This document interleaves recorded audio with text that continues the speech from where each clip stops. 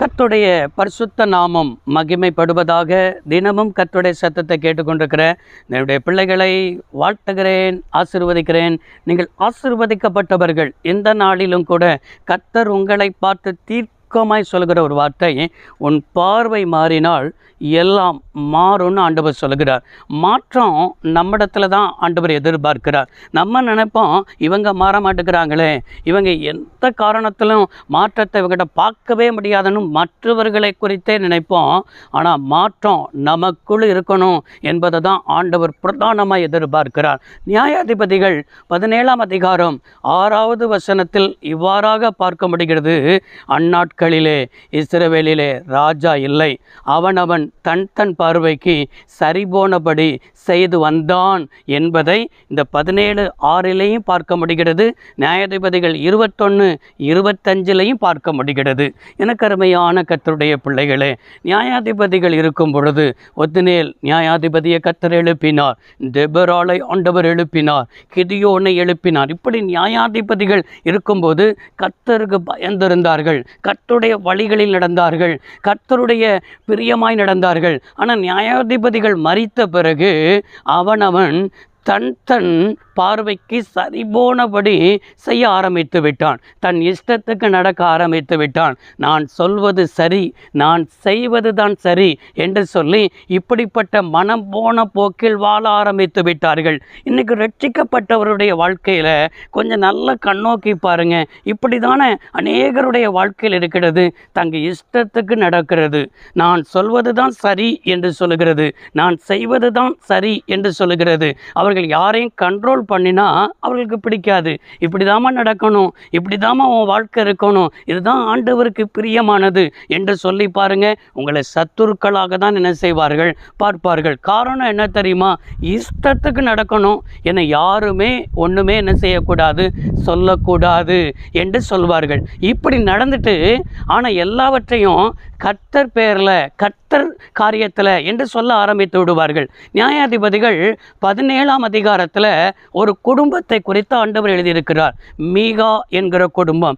இவனுக்கு திருமணமாகி இவனுக்கு ஒரு பிள்ளை இருந்தது. இந்த மீகாவுக்கு ஒரு தாய், நல்ல ஒரு வசதியான ஒரு குடும்பம். அதே நியாயாதிபதிகள் 17ஆம் அதிகாரம் 2வது வசனத்தில் இவ்வாறாக பார்க்க முடிகிறது.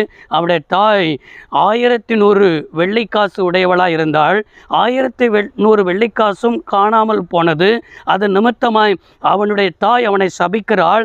சபித்ததுடனே இவன் இருதயம் குற்றப்பட்டவனாய் அந்த 1100 வெள்ளிக்காசை நான் தான் எடுத்தேன் என்று மீகா தன் தாயிடத்தில் என்ன செய்கிறான், சொல்லுகிறான். தாயிடத்தில் சொல்லவுடனே கர்த்தரால் நீ ஆசீர்வதிக்கப்பட்டவன் என்று சொல்லி தன் தாய் மீகாவை பார்த்து சொல்லுகிறதை அங்கே எழுதப்பட்டிருக்கிறது. பாருங்க, இந்த சம்பவத்திலிருந்து இன்னைக்கு ஆண்டவர் ஒரு சிறிய தியானத்தை உங்களோடு கூட பேசுகிறார். என்ன சொல்கிறார் என்றால், இந்த குடும்பம் எந்த குடும்பம்? எப்ராயிம் மலை தேசத்தை சேர்ந்த குடும்பம், கர்த்தரால் பிரித்தெடுக்கப்பட்ட குடும்பம், கர்த்தரால் தெரிந்து கொள்ளப்பட்ட ஒரு குடும்பம். ஆனால் இந்த குடும்பத்தில் பாருங்க, மகன் எப்படிப்பட்டவன்?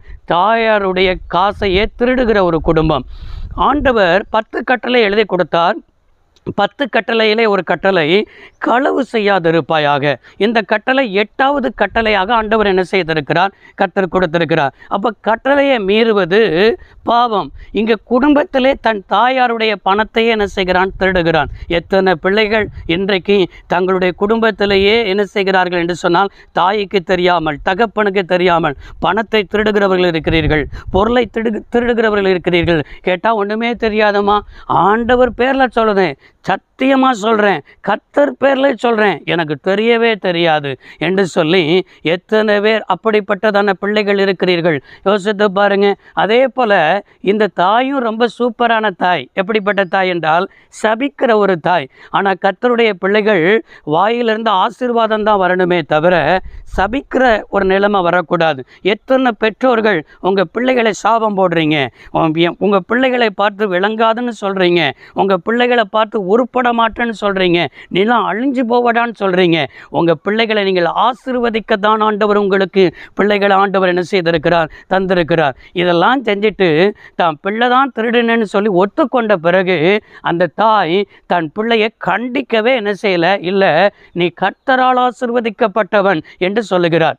எனவே எனக்கு அருமையான கர்த்தருடைய பிள்ளைகளே, நம்ம பிள்ளைகளாக இருந்தாலும் சரி, தவறு செய்யும் பொழுது நம்ம கண்டிப்புக்க வேண்டிய நேரத்தில் கண்டிக்கணும். ஏனென்று சொன்னால் நம்ம பிள்ளையானவனை நடக்க வேண்டிய வழியில் நடத்து, அவன் முதிர் வயதிலும் அதை விடாதிருப்பான் என்று சொல்லப்பட்டிருக்கிறது.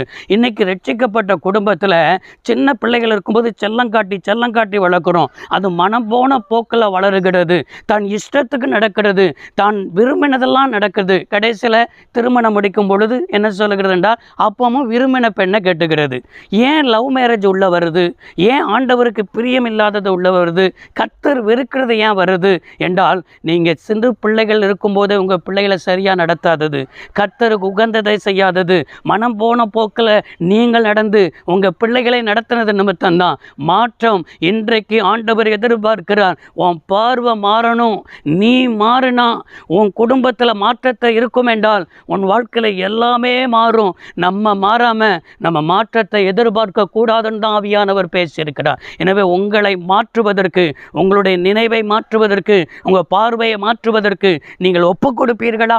ஜெபிப்போம். சர்வ வல்லமை உள்ள தெய்வமே, அருமை தகப்பன், இந்த வார்த்தையின்படியே பிள்ளைகள் வாழ்ந்திருக்க, சுகித்திருக்க, அந்த மீகாவின் குடும்பத்தை போல் இல்லாமல் கர்த்தருக்கு பயப்படுகிற குடும்பமாக இருக்க கர்த்தர் கிருபை தாரும். இயேசு ரட்சக நாமத்தில் பிதாவே, ஆமென். கர்த்தர் உங்களை ஆசீர்வதிப்பார். God bless you all.